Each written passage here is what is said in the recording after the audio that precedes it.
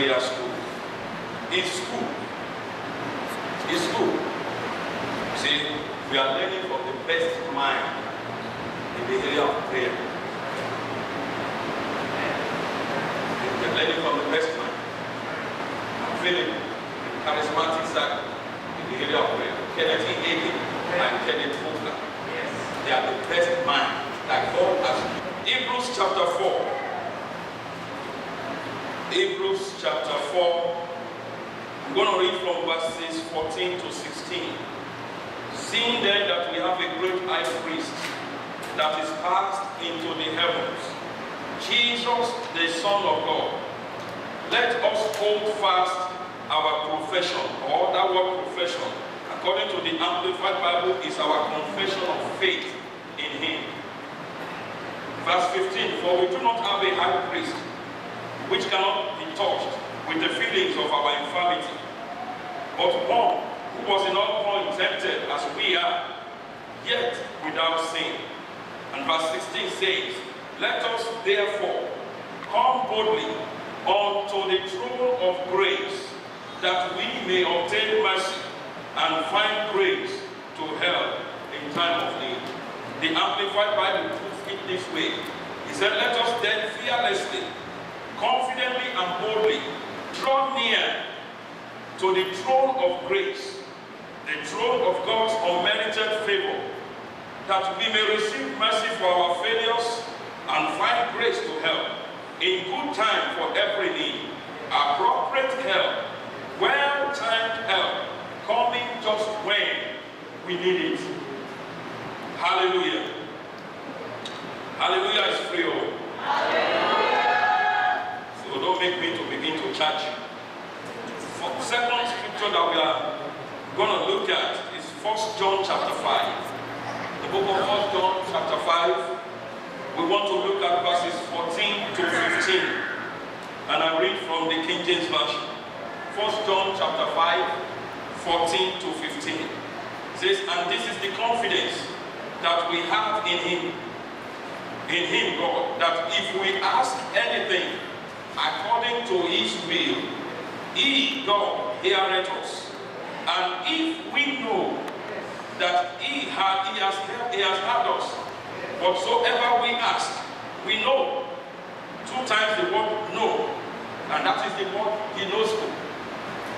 That is the same kind of intimate knowledge that a man has for his wife. You know her, she knows him. Hallelujah. So we know what? We know that whatsoever we ask, we know that we have a petition. We have it. In other words, we have received a petition that we have what? Demanded or asked of Him. The Amplified Bible puts down verse 15. He said, and if we positively know that God listens to us in whatever we ask, we also know with settled and absolute knowledge that we have granted us as our present possession. It's been granted to you as your present possession. Hallelujah. The request made of you. Amen. These two scriptures are very important to what we've been looking at. Just to recap on some of the things I've said last week and the other weeks. If you have missed any one of this series, please see David back there, and it's free. It's free. You can get the DVD, you can get the CD. Amen. We have said the kingdom of God is a kingdom of principles with unlimited access. We said prayer is one of our greatest assets as the redeemed of the Lord. Amen. We said prayer is our communication link with God. We have agreed that prayer is a spiritual force. It's a spiritual force in the hand of the redeemed when approached scripturally. When you follow God laid down principle in the Bible and you pray according to Bible principle, you put a force in motion that no force of hell can stop.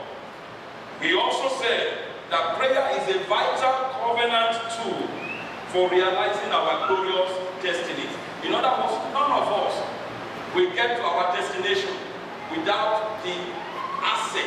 prayer without being consciously, not just knowing about prayer, but actually doing it, we won't get to our destination. Because there is opposition on the way. There are landmines that the enemy is putting there day by day. But with the force of prayer, we will get to our destinations in Jesus' name. We say prayer as a spiritual force delivers through a sound connection with heaven. There has to be a sound connection with heaven. That is the way prayer is presented. Therefore, for you and I to see desired results in our prayers, our heart preparation and our word preparation must be presented in a proper manner. There has to be a proper presentation of your request for heaven to move on your behalf. Hallelujah. And then last week we looked at 5 basic elements. I said these 5 basic elements, just like in the natural, when you eat, the moment the food gets to your tongue, even before the food gets to your tongue, your integrated physical system is already working. You begin to salivate first. Before you get the food, you smell it, saliva begins to be produced. The moment the food touches your tongue knows what to do. Your teeth knows what to do. You don't pray over your esophagus.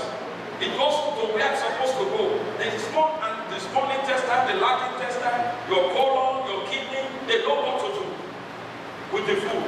And unless those integrated systems in your physical body, unless they agree together and work together, you cannot maximize or draw any benefit from the food you have eaten.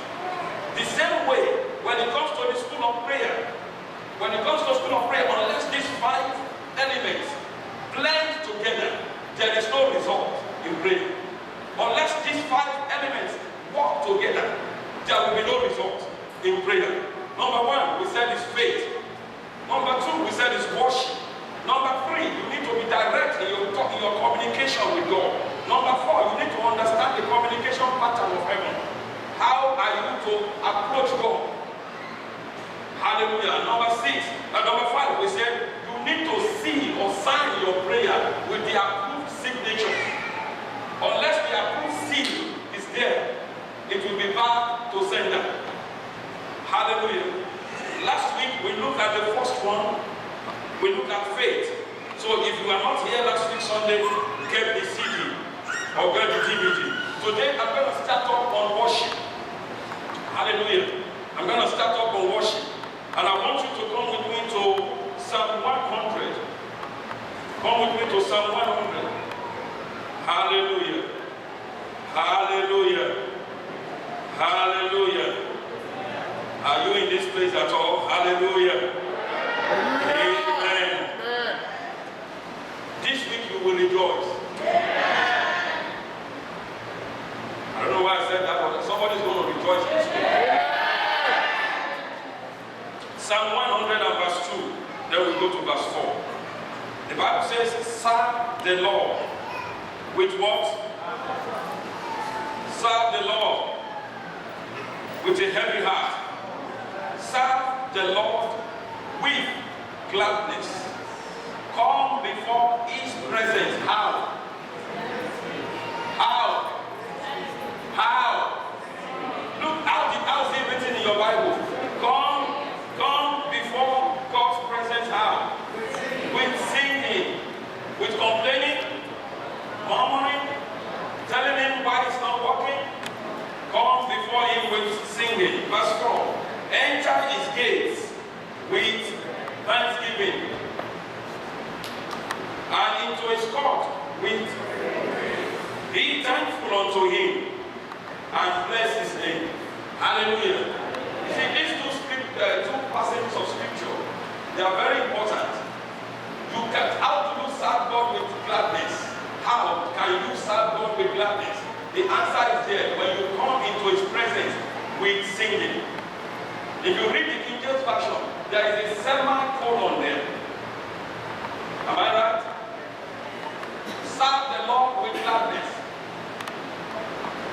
by coming before His presence with singing. That is still the same scripture. If you are coming to serve God, and you are not coming with joy and singing in your heart, then you can't serve him with gladness. Because what you don't have, you can't give. And can I say something that may sound cool? You see, God is not surprised by what you are going through. And God is not, what word can I use? God is not moved by what you are going through. God is not moved by it. God is not moved by what the enemy is doing. God is moved by our faith in him. It is faith that moves God. The fact that you are going through something doesn't move God. Everybody, even God has things that the enemy is planning against his children. Everybody is going through something but the other. So why is God not moving on behalf of everybody? Because not everybody knows how to approach God. Not everybody. And unless you know how to approach God, one may die in that problem. I know for the people under the sound of my voice, God of heaven will lift you up in Jesus' name. That problem will soon be a thing of the past. In the name of Jesus. Amen. One of my spiritual mentor, Jerry Savelle, said he went to preach in a church. And a brother came out and said, Brother Jerry, can you pray for me that I will not have any problem anymore? He said, simple, no problem. Lord, let him die. The man said, I don't want to die. You don't want to die, but I thought you don't want to have any problem anymore. He said, yes, pray that I don't have any more problem. And the man said, Lord, let him come home quickly. And he said, as long as you are still alive, there will be opposition, there will be challenges. So praise God, don't let challenges be something that is unusual. Hallelujah. Hallelujah. Especially the day we receive Jesus Christ, welcome to opposition. Hallelujah. You see, before I received Jesus, I used to think the moment to receive Jesus, no more problem. We'll just be floating, everything will be right. But right from that day, that we said, Jesus be my Lord, challenges started showing up in multiple dimensions. Why? Because the enemy knows if he doesn't stop you, you will infect somebody else. If he doesn't stop you, you will bring another person to Christ. So immediately you say, Jesus be my Lord, you are now his number one enemy. He has to stop you. If not, very soon, you will bring your whole family to Christ. And that means his number is decreasing. So that's why the enemy is after you. Hallelujah. There's something about your life. You are precious. You are wonderful and fearfully made. That's why he is having sleepless night. But one thing I know is that he is doomed to fail. I said concerning me, the enemy is doomed to fail. Concerning me, the enemy is doomed to fail.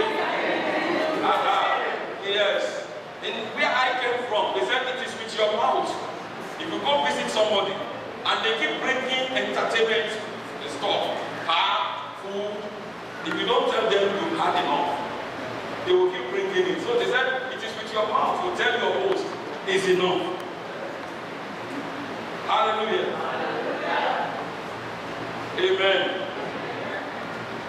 Let's look at our second scripture under worship.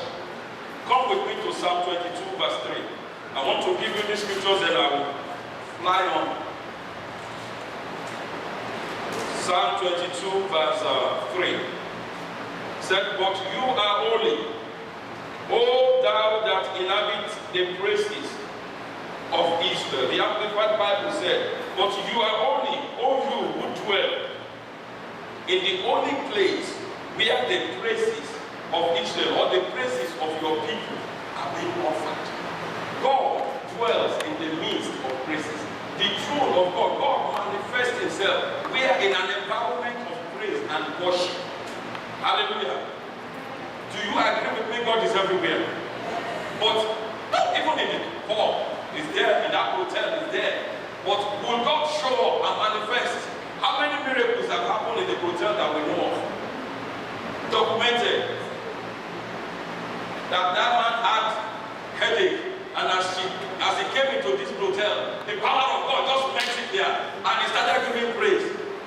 God was there, but it doesn't show forth.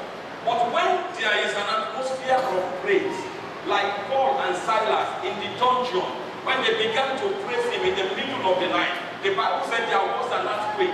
God came on the scene, and the chains, without using the key, dropped off by themselves. The gates flung open by themselves. Hallelujah. So God dwells in an atmosphere of praise. So worshiping God is the next vital step in effectual communication with heaven. Worshiping God. You must approach the throne of grace in worship. You must come unto God every time you want to pray. Set to your mind. Think of what God has done for you, and let that be the bedrock upon which you approach Him. You cannot approach God and accuse Him. That is Satan's job. Don't let Satan use you. He's the accuser of the brethren. Hallelujah. But we must approach God with the attitude of worship. If not, we cannot secure heaven's attention. Murmuring, grumbling, and even tears do not give you access into God's presence. No matter how much you cry, nothing happens. No matter how much you complain, nothing happens. No matter how much you murmur. In fact, murmuring destroyed 23,000 in one day. Go read the church in the wilderness. They murmured against Moses and against God. And the Bible says the edge that God has put around them, they broke down the edge, and serpents came into the camp and started biting them. 23,000 died in one day. So murmuring is a deadly killer. Don't turn them to murmur. Hallelujah. Look at Aaron and Miriam. They were both family members of Moses. They were older brother, older sister to Moses. And Moses married an Ethiopian woman. But God already singled Moses out. Because Moses already, even though he was junior to them by age, spiritually he was above them. But they didn't see that. And they were talking among themselves. What's to see your brother? What's he doing with that crazy woman? And the Bible said Moses wasn't there, but God had them. They were complaining against Moses in their room, in their own house, and God had them. And Miriam became leprous. And the ministry of Aaron soon ended after that. God told them, why are you not afraid to speak about my servant? Why? Hallelujah. So murmuring is a deadly killer. Let's beware. Hallelujah. Worship, praise is the cheapest way to attract God's attention. There are so many things you can do that are in the scripture that will secure God's attention. No, you can subject yourself to fast. Hallelujah. You can pray for days. Lock yourself up and be praying. You will secure God's attention. But the cheapest way, brethren, the cheapest way to attract God's attention is to come through praise. Why? Because when you praise, you see, when you pray, this is the scriptural truth. When you pray, God sends angels. Check the Bible. Angels always bring results. But when you praise God, God doesn't send angels because angels can't receive worship. They are not permitted. God is the only one that receives worship. So when you begin to praise Him, God steps in. Hallelujah. Do you have a witness in the house? Amen. God is the only one that receives worship. So if you want God to move into your situation, move from prayer to praise. And God will always be there. That is one sacrifice God cannot turn His back on when you praise Him.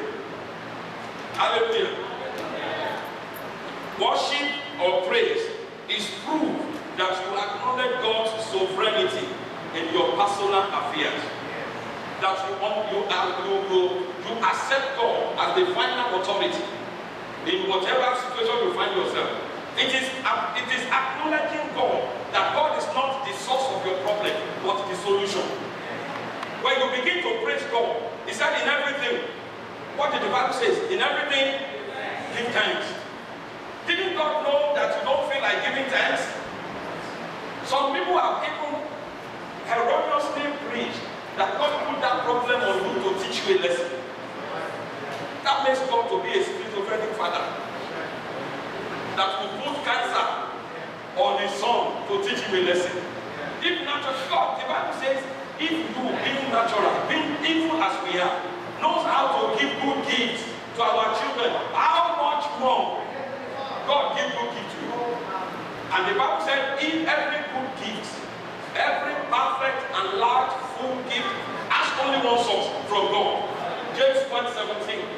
Hallelujah. So you want to attract God's attention, move to praise.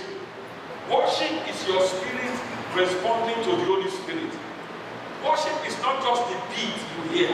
It's not the piano. That worship is your heart responding to the Holy Spirit. It's your heart communicating with the God, with the Spirit of God. You can worship God without instruments. How many of you have ever danced in your house with no instrument? You just look at your room and begin to, I will exalt you, Lord. For you have lifted me above my enemies.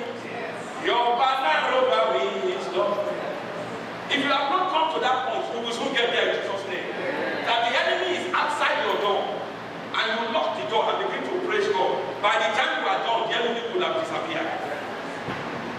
You don't need instrument to worship God. Hallelujah. But if you have instrument, it is better. Amen. So you can pick whatever you want.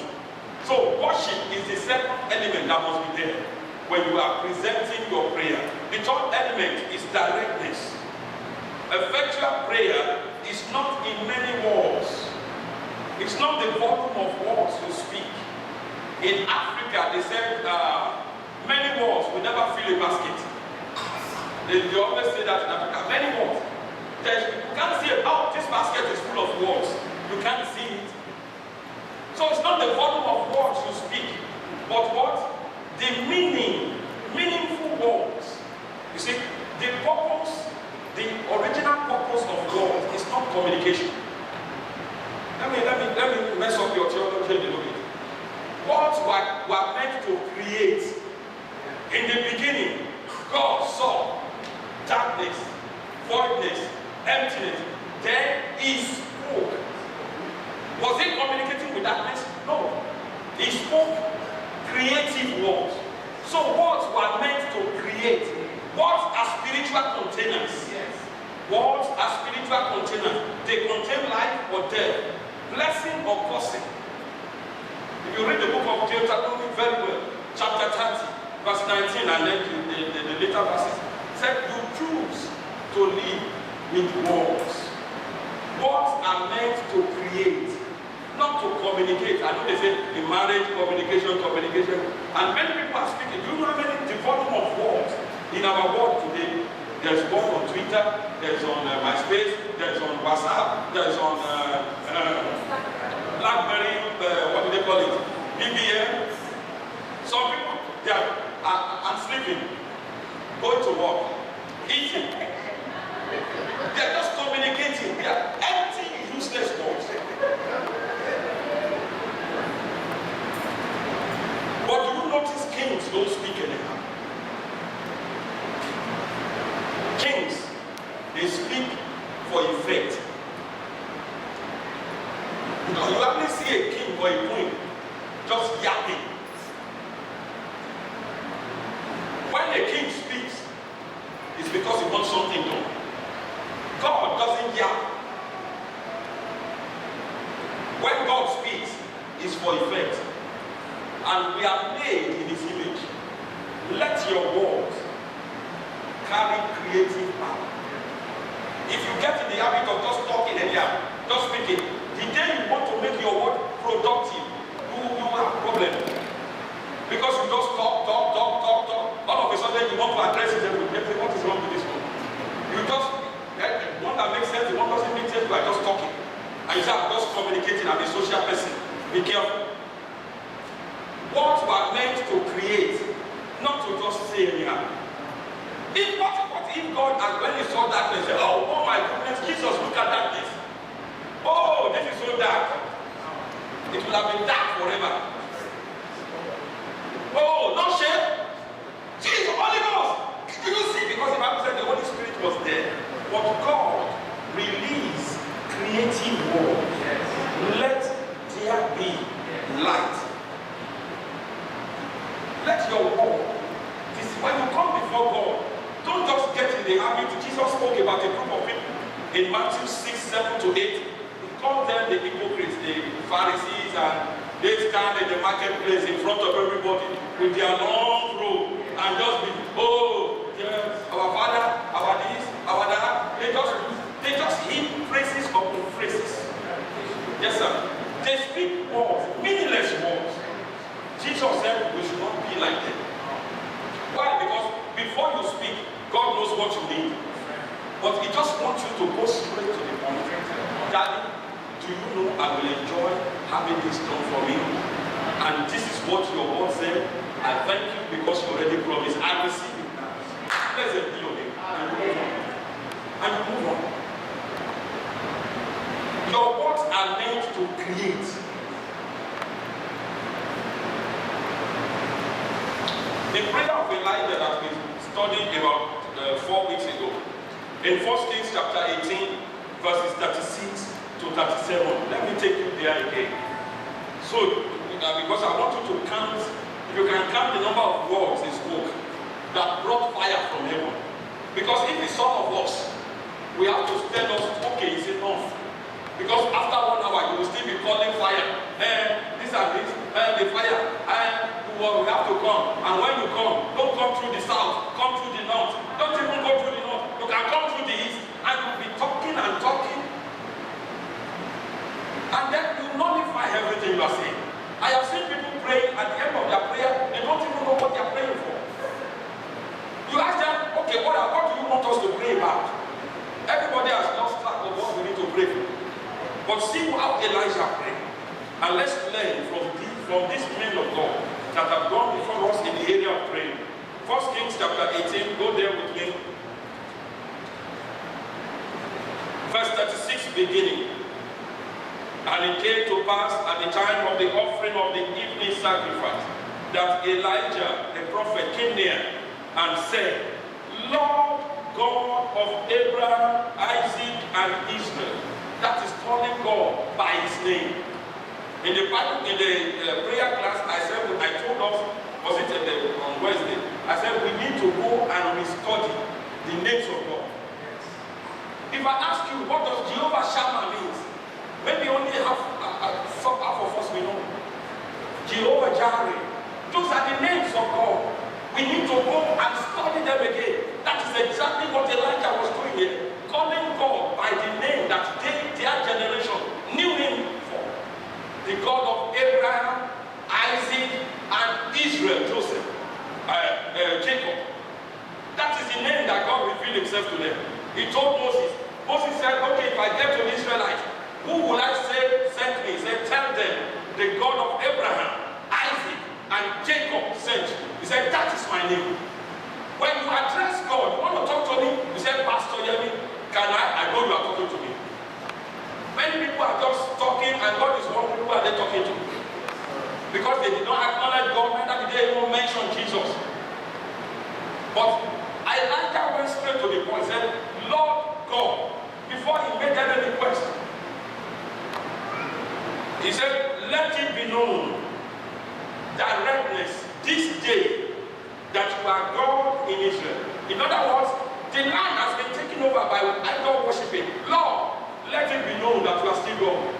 And let it be known that I am your servant. And that I have done all these things at your word, the word preparation. He's now bringing the word preparation and his act preparation in presentation to God. Verse 37 said, hear me, O Lord, hear me. Let these people know that you are the Lord God and that you have turned their heart back again. Desire result. Lord, I want them to know that you have forgiven them, you have them back. God is committed to that kind of prayer. Not, Lord, let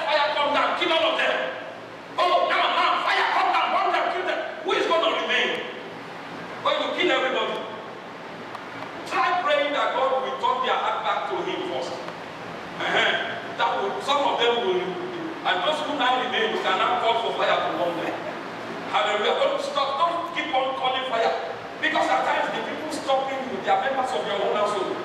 So if you call fire on them, and then you'll be the one crying, I don't know what happened, but do you remember the prayer you prayed? Lord, everyone that is against mine, tomorrow must not meet them alive. And they said, oh, sister so and so is there. Hey! I spoke to her 2 weeks ago, but remember you prayed. I'm telling you, your prayer is powerful. Your words are creating force. So be careful what you pray for. I'm always telling people, be careful what you ask God for. Because you ask for some things, it has weight. And God will give you.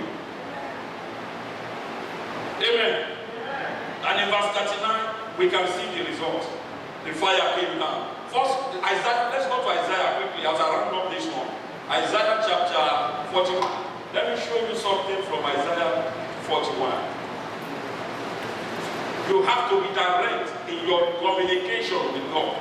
Stop beating about the bush. Tell God directly what you want Him to do. Be bold, be confident that He has promised you and you have located His promise. He is willing to do it. Hallelujah. Verse 21. The Bible says, produce your cause, saith the Lord. Bring forth your strong reasons, saith the King of Jacob. God is saying, the Amplified says, let me read the Amplified for you. He said, produce your cause, set forth your case, bring forth your strong proof, says the King of Jacob. God wants to hear from you. Or you want God to bless your business. On what basis? You need to tell Him on what basis. Lord, you said, I shall serve you. You will bless my bread and my water. You will take away sickness from my midst. You will fulfill the number of my days. But you will establish the desire of my heart. That is the basis, sir.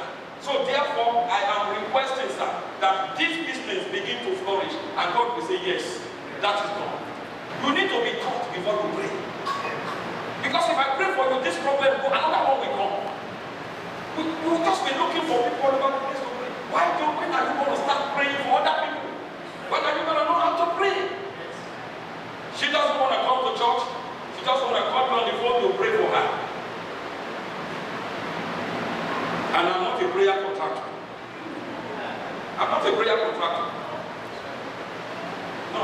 Tell me to teach His people how to stand on their feet, how to connect with Him, how to get results that can't get it. Don't run after prayer contract. That you are paying money on it doesn't give value to the prayer.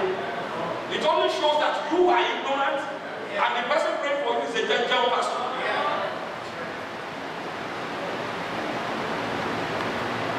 Hallelujah. So be direct. How direct can you be with God? As direct as possible. Look, when Jesus was going to speak to the fig tree in Mark chapter 11, He spoke 9 words. He said, no one eat fruit from you hereafter. That means forever. 9 words. Count the word. And the Bible said, He moved away. To him, that tree was dead. Whether it is fire that's going to burn the tree, it doesn't matter. Whether somebody is going to run their car or their horse over the tree and pull it up, it doesn't matter. As in his mind, that tree was dead. But if it's some of us, we want to talk to that tree. In Jesus' name, be uprooted now. I cast you into grandma's bag. Come on, go under the bed. Oh, is it moving? In Jesus' name. Oh, go now. All those gymnastics are useless. They are not necessary. If you know the authority inside you, you release the word and you leave the scene. Pastor Nemo said many years ago, they want to command the demon spirit to leave. They will hold the person's neck. They will hold the leg. They will speak. They will dance. But he said when knowledge came, they just speak for 1 minute and leave.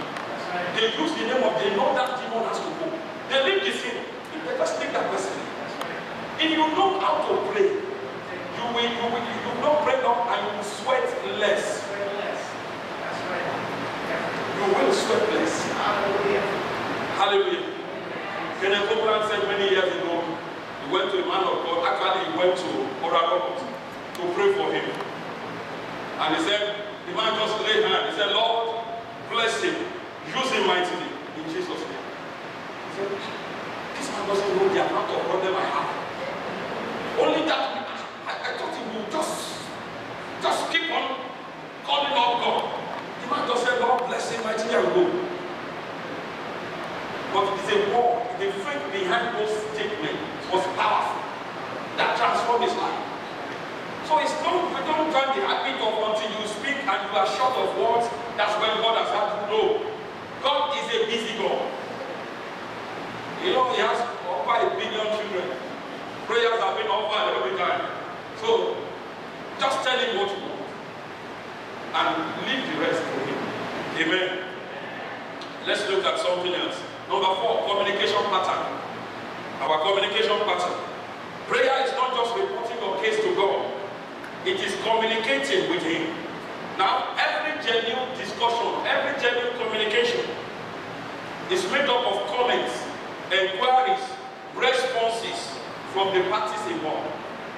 So every time you approach God in prayer and you speak your own, you need to give God the opportunity to speak back to you. Many of us, our prayer is 5 minutes. Pastor said we shouldn't pray long. Lord, meet me at this appointment in 5 minutes. Thank you, Lord, and the move. Cultivate the habit of waiting to hear. Because God is not a radio station. When you speak to him, he speaks back. Let's see it in Habakkuk. Habakkuk chapter 2. Let's see what this man called Habakkuk did in the place of prayer. Habakkuk chapter 2. In chapter 1 of Habakkuk, the guy laid some cases before God in prayer. Let me just read a few of them. In chapter 1 verse 1, he said the body which Habakkuk the prophet did see. Verse 2 said, O Lord, how long shall I cry, and you will not hear? Even cry out unto thee because of violence, and you will not save. Because he was praying, interceding for the land. So he made prayer points, questioning why God has been silent over the nation. And in chapter 2, he said, I will stand upon my watch. I will set me upon the tower. I will watch to see what he will say unto me, and what I shall answer when I am reproved or corrected. He said, now I have laid my case before God, I'm going to wait for the answer. And then God spoke. Excuse me, verse 2. The Bible said, and the Lord answered. Every time you speak to God, he answers. But many of us, by the time the answer comes, we already left. We don't know that God speaks back, or we don't know how to hear the answer. How do you know God is speaking to you? We are in a busy world, but God is not compelled by your schedule. Because you have only 30 minutes doesn't mean God has to answer within 30 minutes. It's outside of time. How long Habakkuk waited? The Bible never tells us for a reason, so that we don't make a religion out of it. So if he answered Habakkuk in 2 days, so you expect God, if he answered Habakkuk in 2 days, then he must answer me in 2 days. What if God waited until the 3rd day? Hallelujah. But just have it at the back of your mind that every time you talk to God, God is obliged to talk to you. He is under obligation. He will speak to you. So give him the opportunity to speak to you. Be alert in the spirit. Listen in meditation. Keep your heart open to pick up his broadcast. Some of you have been to me and then we have sat down to pray and I've said, take a notebook. Anything you dream about, write it down. Or anything that happens around you, take notes. Because when you make a request, God speaks. Hallelujah. And I've been so thrilled by the responses I got from some of you. You say, Lord, Pastor, you know what? I dreamt again. Another one. And this one, what is learning to hear from God? Understanding the communication pattern of heaven. He said, as you move close to me, I move close to you. Release your faith to hear from him. For he has promised to answer. He said in Jeremiah 33, verse 3, he said, call unto me and I will answer. In James 1:5, he said, let him ask in faith. And anyone that asks wisdom, he said, ask God and he will give to you. But you have to ask in faith. That means you ask based on his word and you ask expecting an answer. Yes. Hallelujah. Lastly, we will look at the seal of prayer. The name of Jesus is the seal of authority that compels the dispatch of the answer to your prayer. The name of Pastor Yemi cannot grant you access or cannot dispatch your prayer. You pray and say, oh, according to Pastor Yemi, no. It's not, my name doesn't, it's not an authorized signature. Hallelujah. There is only one name, according to the book of Acts chapter 4. He said there is only one name given under heaven among men by which we shall be saved. The name Jesus. It's the only authorized name. It is the seal. If your prayer is not sealed with Jesus' name, it's not going anywhere. Guru Maharaj's name is useless in heaven. Demons don't recognize the Guru Maharaj. Confucius, they don't recognize his voice or his name. Mohammed, his name carries no authority with demons. For those who have studied the Quran have not, but have read their works, there was not a single miracle that he did. No one single demon that he casted out. The only name that is people who are not religious, they have investigated. People who are religious, they have investigated that the only name that said on the third day, I am going to rise up. The only name that spoke to the wind, the only name that spoke to the tree, the only name that spoke to storm, the only name that spoke to a dead body for 4 days, and the dead body obeyed, is Jesus. And this is what he said about himself. John chapter 16. Let's see that as we close. Oh my goodness, we are doing good today. We will do better. And in Jesus' name we will do better. With time. Amen. John chapter 16 verse 20. Let me read from 23. And in that day, is that written in red? Is it written in red in your Bible? I know your iPad will show it black. Oh, it's red in your iPad. That's a good iPad. Hallelujah. Jesus said in that day, what day is he talking about? The day we are living now. The day of the new covenant. He said, in that day, you shall ask me nothing. Because before that time, all the disciples do whatever they did, they always ask Jesus. And Jesus was telling them because he knew he was going to be physically removed from them. So he said, in that day, the day of the new covenant, you won't need to ask me anything. And he said this. He said, verily, verily, I say unto you, whatsoever you shall ask the Father in my name, he will what? He will give it to you. That is a statement that stands for all eternity. The only name that God honors and responds to in times of request from his children is the name Jesus.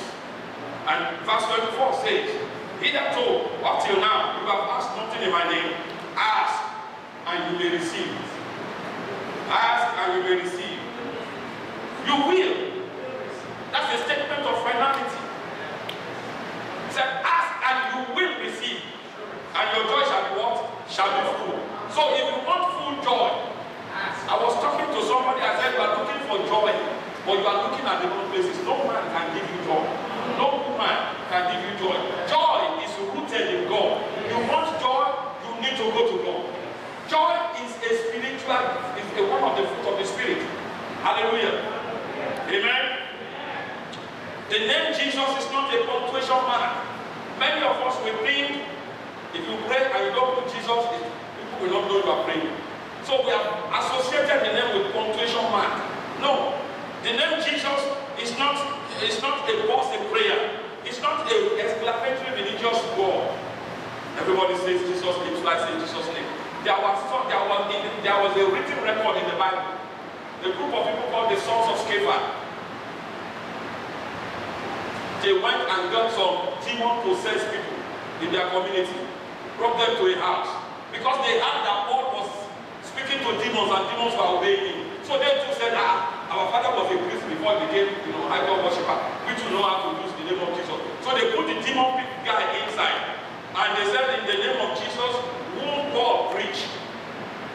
come out. In the name of Jesus, that Paul preached, come out. And the demon looked at them and said, Jesus, I know. Paul, I know. But who are you guys? And the Bible said the mad guy jumped on them, whooped them silly, tore their clothes. They ran out of that house naked and wounded. The name only works for those who belong to that name. Those who know the authority that that name carries. You are looking at car accident, looking at you in the face. You know this car was going to crash. And you know if God didn't show up, it will be your enemy's dead body. You shout in the name of Jesus, I will live. The car may be written off, but you will come out of scratch. The car may be written off, you will come out of scratch. Hallelujah. No opposition facing you can withstand the name of Jesus. When you invoke the name, you are also putting demand on the integrity of God.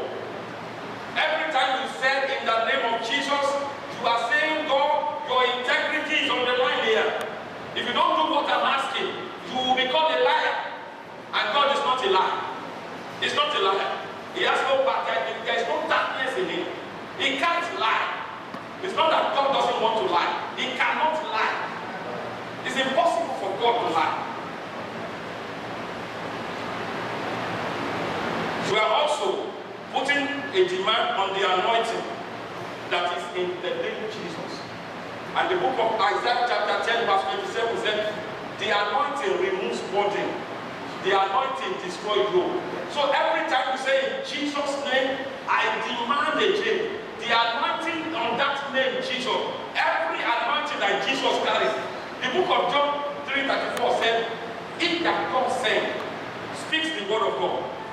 For God gives not the Holy Spirit to him by measure." Jesus has limitless anointing. The anointing on him is without measure. So when you invoke his name, every ounce of that anointing comes upon the problem. That is why you know that that problem cannot stand. It will give way. Hallelujah. Angels similarly swing into action at the mention of the name of Jesus. Hebrews 1:14 says they are ministering spirits sent to minister for those of us that are inheriting salvation. They are our messengers, and they respond to the word of God backed by the name of Jesus. When you say ministering angels, I'm going for an interview tomorrow, angels assigned to me, because each one of us we have angels. Do you know that you have angels assigned to you, and they walk with you until your journey here is over? You have angels. You may not see them. At least you have two, because the Bible said he has given his angels charge over me. At least two. But many of us don't use them. You have messengers and you're still carrying all the fights yourself. So when you say, I'm going for an interview tomorrow, ministering angels, go, prepare the way before me. In the name of Jesus, they swing to action. They begin to prepare the ground for favor, for utterance. A few years ago, when we were going to renew my work permit, we prayed. The Bible says how God anointed Jesus Christ with power and with the Holy Ghost. He went about doing good, healing all who are oppressed. So the devil is the oppressor. Jesus is the liberator. Hallelujah. Amen. In conclusion, consciously engaging the various components of the force of prayer guarantees your advancement on this earth. Praying to God, who and should be what? A delightsome experience. Prayer should not be something that is alien to us or that is hard. One of the things I do, I take it as if I drink water. If drinking water is easy for you, then prayer should be easy. Communicating with God should be easy. You don't need any, tomorrow I'm going to pray.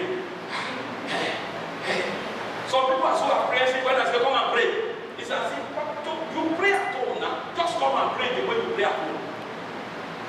It should be easy. It should be a delightsome experience. And to the glory of God, I said one of the reasons God sent me here, and I've had it so many times. He said, I'm not a preacher. I am a teacher. I am sent to raise people over this nation. My greatest gift is in teaching the word of God. And God has said so many times, said, when you get there, open the book, teach from our God. He said, there is your strength. He said it so many times. So, there are so many things behind it. I wish I can turn this whole thing to Monday to Sunday, just teach. So there are classes going on. Wednesday, we are looking into purpose for life. We're using a book by Rick Warren. Thursdays, we have started prayer class.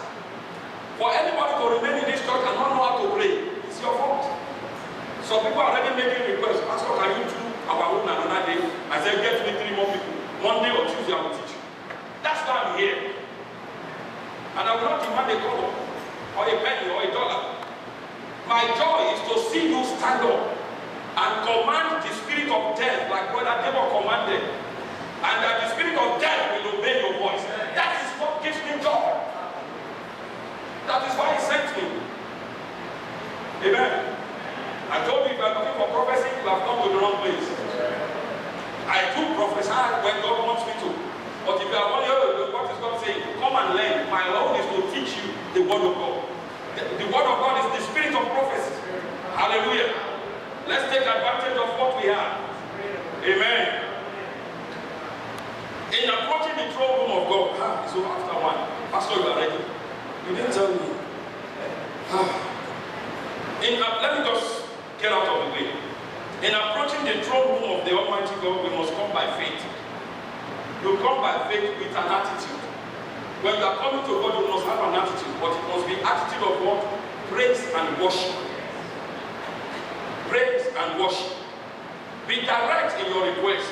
Be watchful to hear from Him, and seal your prayers with the mighty name of Jesus. And in the name of Jesus, it's your hour of triumph. Yes. Your days of being dominated is over. From this month, you begin to reign over situations. You begin to reign over circumstances. In the name of Jesus.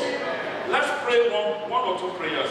Turn your Bibles with me to the book of Jeremiah. Let's pray prayer. Then we'll take our offering and then we go. You know why we move offering to the end of the message? We want you to be blessed first before we ask you to bring money. Because many people, when they go to church, they think it's about money. No, money is not the main issue. The word of God is the main issue. When you are being ministered to, then you too, what you have received, and you bless that word, so that the work of God can continue. That's why we move it from the message, because it looks as if you are begging people to give. Hallelujah. Jeremiah chapter 33.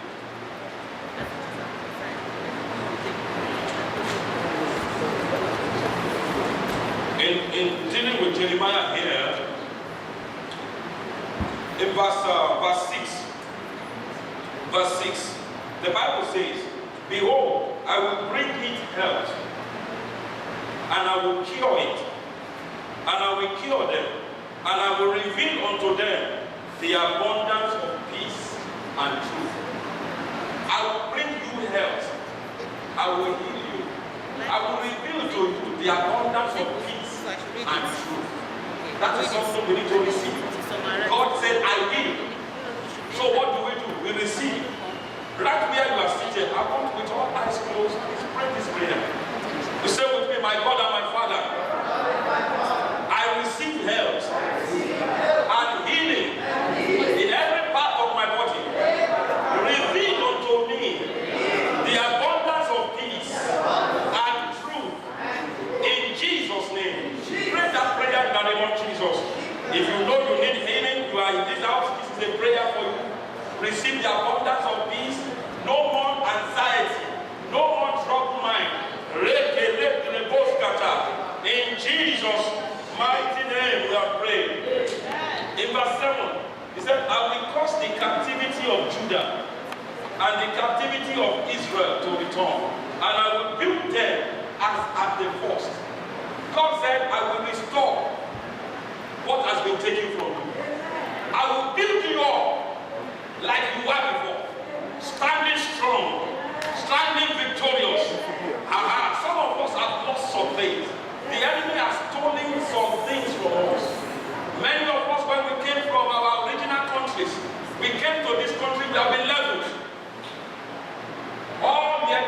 you have, it looks as if you didn't go to school.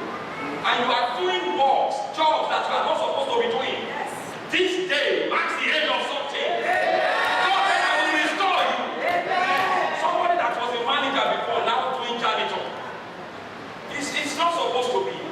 And by God, it shall be restored. Your dignity shall be restored.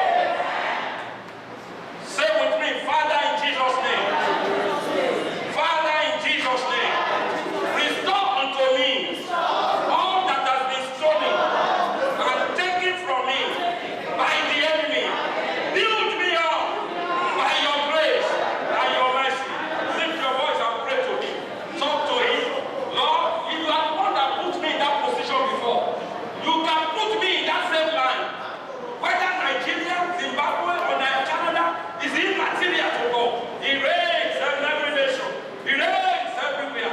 Reba riba soto marianda. Keke brahamo sata. Marebo soto mariba yande. Rebro sata. In the name of Jesus.